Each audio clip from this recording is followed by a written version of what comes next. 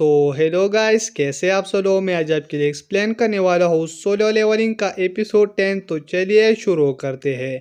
तो जूही कहती है कि ये वही क्रिस्टल है जो तुमने मुझे डबल डंजन में दिया था, और अब देखो तुम कहाँ पर हो और मैं कहाँ पर हूँ। मैं बी रैंक हीलर हूँ, लेकिन फिर भी मुझे ई रैंक के साथ डंजन में जाने देते हैं क्योंकि मैं बहुत ज़्यादा डरती हूँ और मैं डरपोक हूँ। तो इसकी वजह से मैं अब रिटायर होना चाहती हूँ और मैं अपने गांव में चली जाना चाहती हूँ।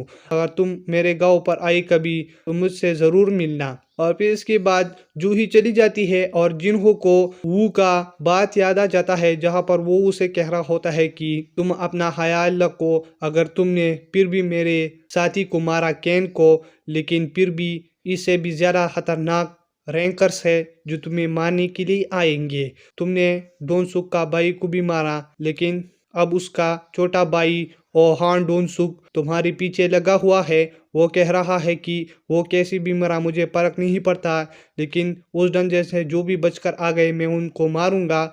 जिसके बाद वो कहता है कि यो और जिन्हो तुम खुद को ज़रा बचा कर रखना। और फिर जिन्हो कहने लगता है कि मुझे खुद को इतना ज़्यादा स्ट्रांग करना होगा कि जब वो मेरे कंट्री में आए मुझको मारने के लिए तो मैं उसका मुकाबला कर सकूं। और इसके बाद हम जिन्हो और यू को एक डंजन के गेट के सामने देखते हैं, जहां पर बहुत सारे हंटर्स होते हैं। तो वो कहता है कि मतलब तुमने कौन से हंटर को हायर किया है इस काम के लिए। तो यो कहने लगता है कि मैंने वो हंटर्स हायर किए हैं जो मतलब किसी इश्यूज की वजह से उनको काम नहीं मिल रहा। और इसके बाद जिन्हों देखता है कि वहाँ पर एक लड़की भी है जो कि मतलब एक छोटी बच्ची किस्म की उसको दिखती है, जो कि हाई स्कूल की लड़की होती है। और फिर वो लड़की जिन्हों के पास आ जाती है और उसे कहने लगती है कि मैं एक छोटी बच्ची नहीं हूँ, मैं एक क्वालिफाई हंटर हूँ। तो जिन्हों कहने लगता है कि तुम एक ई रैंक हंटर हो, इससे तुम ज़्यादा और क्या हो। और जिन्हों कहने लगता है कि तुम ऐसी भी डंजन के बाहर रहोगे।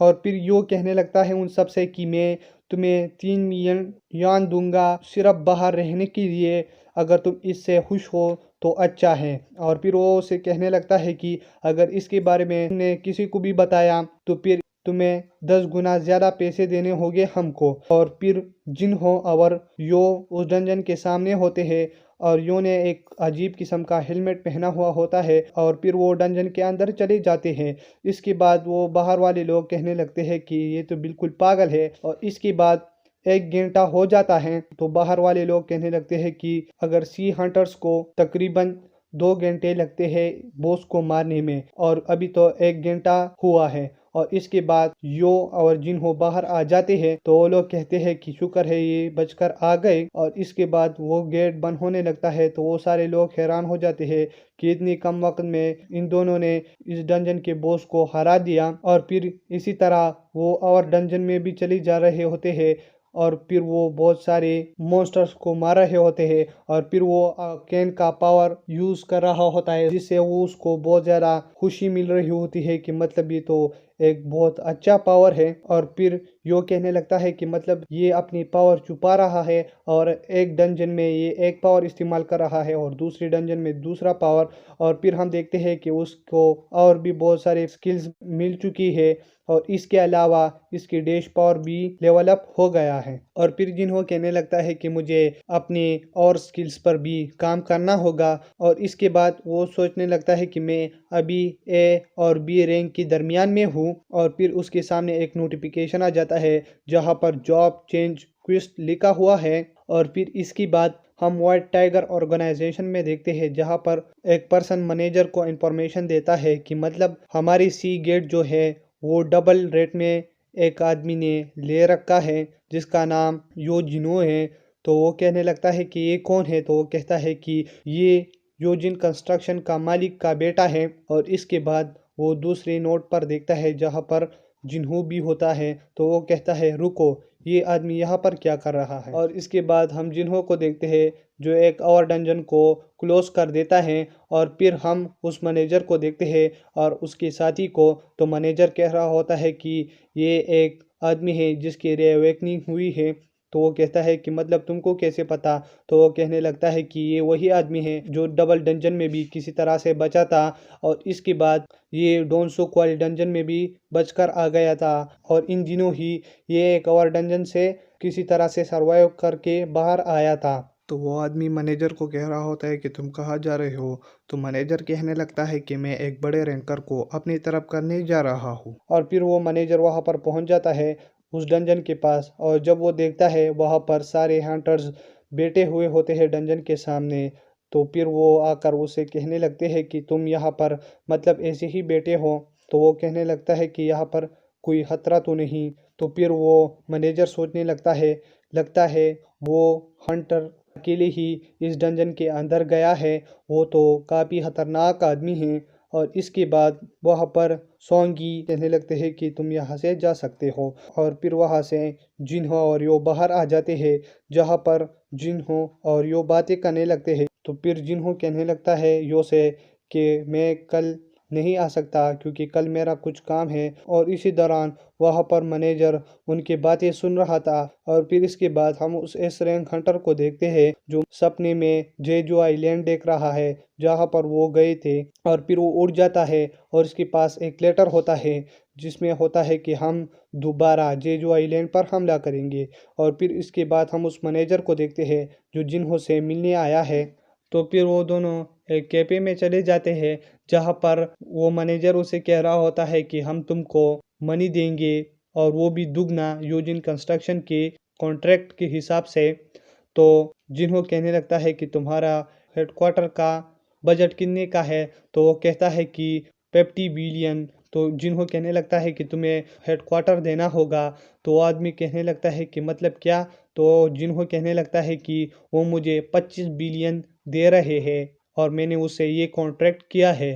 तो वो आदमी बहुत ज़्यादा हैरान हो जाता है और वो कहने लगता है कि मैंने जल्दबाजी की और इसके बारे में मैंने थोड़ा और पढ़ा हुआ होता तो मैं इसको आज फंसा लेता। तो जिन्हों फिर वहाँ से उठ जाता है और चलने लगता है।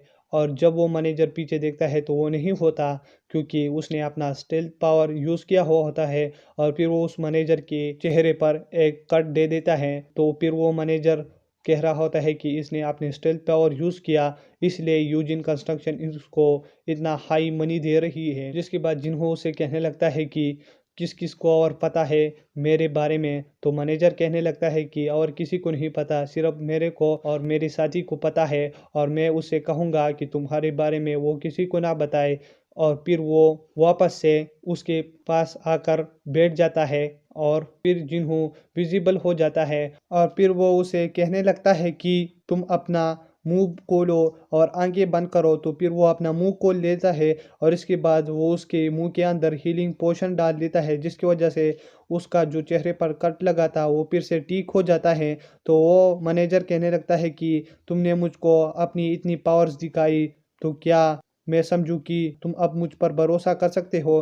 तो जिन्हों कहने लगता है हाँ, तब तक जब तक तुम अपना मुंह बंद रखोगे तब तक मैं तुम पर भरोसा रखूंगा। और फिर वो उसको बता देता है कि 3 दर्जन को बेचना चाहता हो। तो मैनेजर कहने लगता है कि तुम कितने में बेचोगे।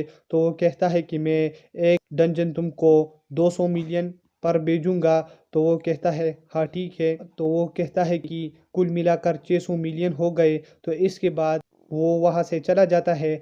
और फिर हम जिन्हों को एक बिल्डिंग में देखते हैं जहाँ पर यो उसको मैसेज कर देता है कि बॉस तुमने कैसी 3 दर्जन को 600 मिलियन में बेचा। तो जिन्हों कहने लगता है कि ये एक रास है। और इसके बाद हम उस मैनेजर को देखते हैं जहाँ पर उसका साथी उसको एक नोट देता है जहाँ पर लिखा हुआ होता है कि यहाँ पर और भी सी रैंक डंजन खुल चुके हैं जिसका रेट बहुत ज़्यादा कम है।